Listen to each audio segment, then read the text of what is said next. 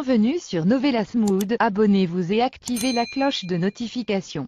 Catalina saison 3, voici le résumé de l'épisode final de la saison. Au restaurant, le candidat à la présidentielle attend Soraya patiemment. Quand celle-ci arrive et se présente au candidat avec sa nouvelle identité, Ygritte de Roman. Celui-ci est très heureux et charmé de la rencontrer. Ils s'asseyent ensuite et font connaissance. Il lui dit qu'il est heureux de dîner avec elle, surtout après la mauvaise journée qu'il a eue aujourd'hui. Soraya suppose alors que c'est sûrement à cause de sa chute de 5% dans les sondages. Le candidat répond non, qu'il s'agit d'une affaire personnelle. Mais il apprécie beaucoup sa perspicacité. Il raconte ensuite à Soraya que ses conseillers lui ont dit qu'elle pourra l'aider. Et il demande à Soraya comment elle pourra l'aider à devenir président de la République. Soraya lui répond qu'elle peut l'aider à devenir président de la République, à la seule condition qu'il fasse d'elle la future première dame. À l'entente, celui-ci est choqué et intrigué par les propos de Soraya. De l'autre côté, la police a investi les lieux de la maison de Martin. Ils emportent le corps de celui-ci. Lucia donne son témoignage à la police sur ce monstre de Martin. Lucia va voir ensuite l'homme masqué, et lui demande pourquoi il lui a sauvé la vie. Daniel touche le visage de Lucia tendrement, et enlève ensuite son masque. Lucia découvre qu'il s'agit de Daniel. Lucia en pleurs prend Daniel dans les bras, tous les deux sont très émus. Daniel demande ensuite à Lucia où se trouve Valentina. Lucia lui répond que Valentina a réussi à s'échapper. Mais elle ne sait pas où Valentina se trouve. Daniel lui dit ensuite qu'il doit retrouver Valentina, pour lui expliquer ce qui est arrivé à sa mère Rimena. Lucia demande ce qui est arrivé. Daniel commence à raconter toute l'histoire avec Rimena, comment ils ont commencé à boire à cause de leur chagrin. Aussi comment l'incendie s'est déclenché, et malheureusement Rimena est morte dans l'incendie. Daniel dit à Lucia que c'est Nick qui a eu une partie du visage brûlé. Il montre son visage brûlé à Lucia, et lui dit que c'est pourquoi il porte un masque. Lucia bouleversée lui dit qu'elle se fiche qu'il soit défiguré et qu'elle l'aime ainsi. Daniel demande ensuite à Lucia où se trouve leur bébé. Lucia se met à pleurer et dit à Daniel qu'elle a perdu leur bébé en voulant s'enfuir. Lucia est complètement effondrée en racontant ce drame à Daniel. Tous les deux hurlent de douleur et de souffrance pour la perte de leur enfant. 3 mois plus tard, c'est le grand départ pour Catalina et Hernán Dario, qui vont s'installer à Bogota pour poursuivre leurs études universitaires. Toute la famille et amis sont là pour leur dire au revoir. Le ventre de Catalina a bien grandi. Albeiro et Hilda font un bisou sur le ventre de leur fille pour bénir le bébé. Albeiro suppose alors que c'est un garçon avec qui il pourra jouer au football. Tout le monde est heureux et souhaite bonne chance à notre jeune couple, pour leur nouvelle vie à Bogota. Catalina leur dit que ce n'est qu'un au revoir car ils viendront en ville les saluer. Hilda et Albeiro sont très émus de voir leur fille partir. Catalina dit ensuite merci à tout le monde, car c'est grâce à leur aide que Hernán Dario a réussi à se rétablir si vite. Rota ému demande à Hernán Dario de prendre soin de sa fiole et du bébé. Tout le monde leur dit au revoir chacun à son tour. Albeiro prend Hernán Dario en aparté, et lui fait promettre de veiller sur sa fille et son petit-fils. Ce que Hernán Dario lui permet. Catalina fait encore un dernier bisou d'au revoir à ses parents. Elle et Hernán Dario montent ensuite dans leur taxi et s'en vont. Sous l'œil bienveillant de leurs proches. Hilda est très triste de voir sa fille partir. Albeiro la réconforte et lui dit qu'ils peuvent être fiers. Car ils ont éduqué une fille honnête, courageuse et intelligente. Les deux parents s'en réjouissent. De l'autre côté, le processus de changement de visage de la diablesse est enfin terminé. Celle-ci est impatiente de découvrir son nouveau visage. Le docteur lui retire les bandages au visage. Le docteur et le chauve s'exclament face à la réussite de l'opération. Le chauve applaudit la diablesse et lui dit qu'elle est magnifique, et que l'opération a été un succès. La diablesse se dépêche d'aller s'admirer devant le miroir. Elle adore son nouveau visage et sa nouvelle silhouette. Jessica remercie le docteur pour son travail bien fait. Le docteur lui assure qu'il ne dira rien, et que personne ne sera jamais au courant de cette opération. Jessica lui dit qu'elle va s'en assurer qu'il n'ait aucun témoin. La diablesse sort une arme et tire une balle dans la tête du docteur qui s'écroule. Jessica rigole et dit même si elle a changé de visage, elle demeure la même diablesse cruelle. Jessica demande ensuite au chauve concernant sa rencontre avec Titi. Le chauve lui assure que tout est réglé, et qu'elle verra Titi. La diablesse lui demande ensuite s'il s'est mis en couple avec Hilda. Le chauve lui répond non, et que cela semble maintenant impossible. car Hilda vit désormais avec son ex-mari Carlos et Albeiro. Mais il ajoute que la bonne nouvelle, c'est qu'il semblerait qu'Hilda et Albeiro sont sur le point de se séparer. La diablesse apprécie beaucoup cette nouvelle, surtout maintenant qu'elle a changé de visage. De l'autre côté, la cohabitation avec Carlos est de plus en plus pesante pour Albeiro, qui ne supporte plus cette situation. Tout le monde est à table, et Albeiro se lève de table sans manger, et s'en va. Hilda lui demande ce qu'il y a. Mais Albeiro ne lui répond pas et rentre dans la chambre. Carlos remercie ensuite Hilda pour tout ce qu'elle a fait pour lui. Car c'est grâce à Hilda il est redevenu lui-même. Hilda lui dit qu'il n'a pas à le remercier et qu'elle fait ça pour sa fille Catalina, à cause de la malédiction. Carlos informe ensuite Hilda qu'il veut retourner au village pour rechercher sa fille Laura. Au même moment Albeiro appelle Hilda, et lui dit qu'il veut lui parler. Hilda rejoint Albeiro dans la chambre, et découvre celui-ci avec sa valise en main. Albeiro lui dit qu'il s'en va. Hilda sous le choc, lui demande ce qui se passe. Albeiro lui répond qu'il voit qu'elle veut rester avec son ex-mari Carlos.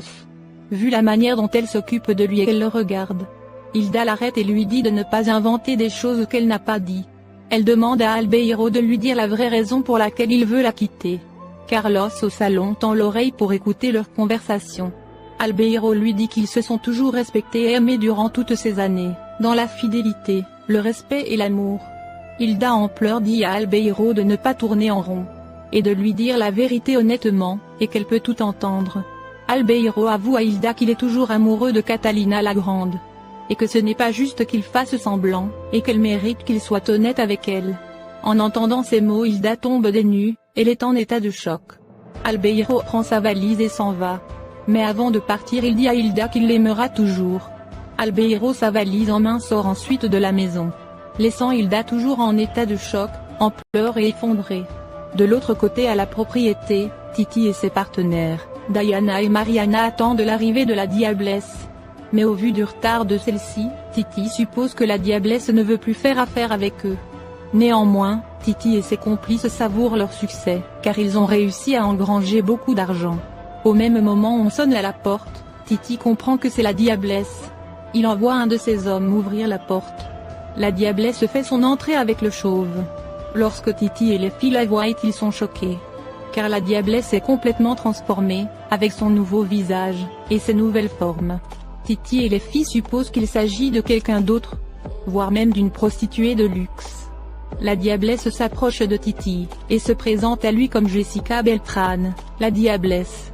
Titi en état de choc saisit son arme et la pointe sur le chauve. Titi lui demande s'il s'agit d'une plaisanterie, car cette femme n'est pas Jessica Beltrán.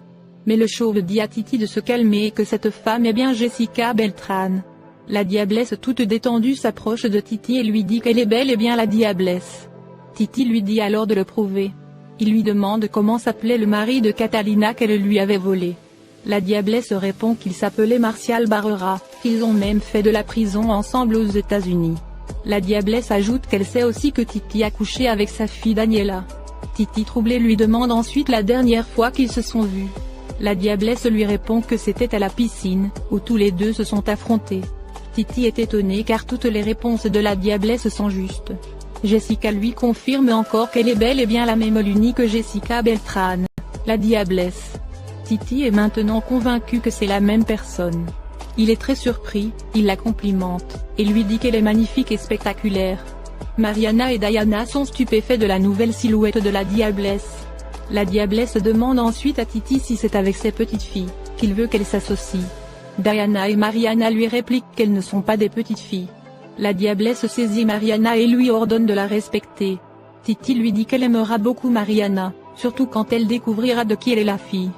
Mariana dit à la diablesse que sa mère c'est Catalina Santana. Jessica surprise et sous le choc. Elle dit ensuite à Titi comment il peut avoir confiance en la fille de Catalina Santana.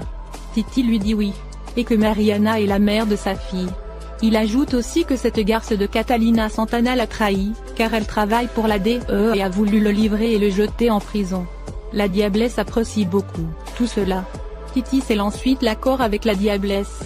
Il est très heureux, car tous les quatre forment désormais le plus grand cartel de drogue qu'il n'ait jamais existé. Titi demande ensuite comment ils appelleront leur nouveau cartel. Jessica dit alors, le cartel des 3 babies. Le nom plaît beaucoup aux autres membres. Toute la petite bande trinque avec joie, et célèbre leur association. Mariana et Jessica font ensuite la remarque qu'elle aimerait voir la tête que fera Catalina. Quand celle-ci découvrira que sa fille Mariana fait partie d'un cartel de narcotrafiquants et que Jessica Beltrán est sa patronne.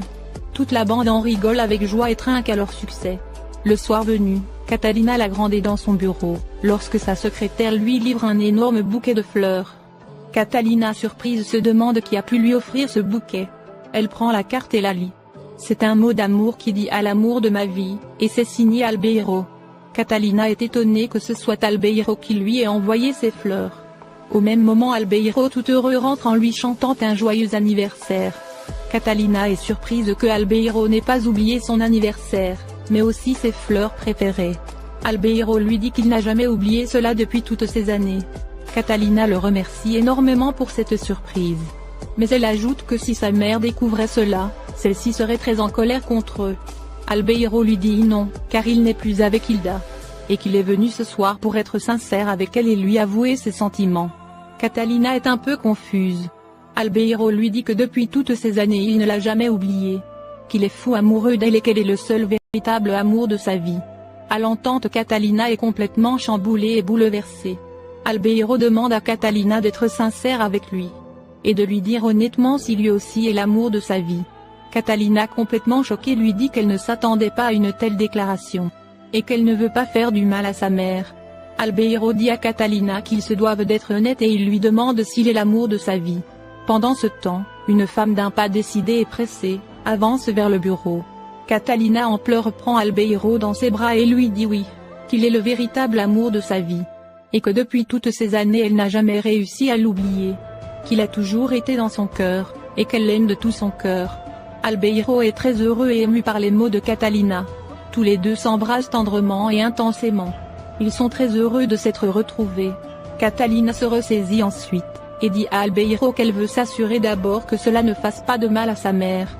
Et après cela elle courira dans ses bras. Albeiro lui dit d'accord et qu'il attendra avec impatience. Au même moment la secrétaire rentre, et informe Catalina que la remplaçante de Tony vient d'arriver. Catalina lui dit de la faire rentrer. Celle-ci rentre et c'est la diablesse qui se présente à Catalina comme étant Valeria Montes. Elle ajoute qu'elle est prête à donner sa vie pour elle. Catalina et Albeiro n'ont pas reconnu la diablesse. Catalina se présente à la diablesse, les deux femmes se saluent. La diablesse se tourne aussi vers Albeiro pour le saluer. La diablesse regarde Catalina et Albeiro avec un air malicieux et satisfait. Car en effet celle-ci vient de réussir son coup. Et est arrivée à s'infiltrer à la DEA, mais surtout dans l'équipe de l'agent Catalina Santana. C'est ainsi que s'achève la saison 3 de votre série Catalina. Avec l'arrivée de la nouvelle diablesse, interprétée par la sublime actrice colombienne Kimberly Reyes. Alors, avez-vous aimé cette saison 3? Quel moment vous a le plus marqué dans cette troisième saison? Dites-le nous en commentaire.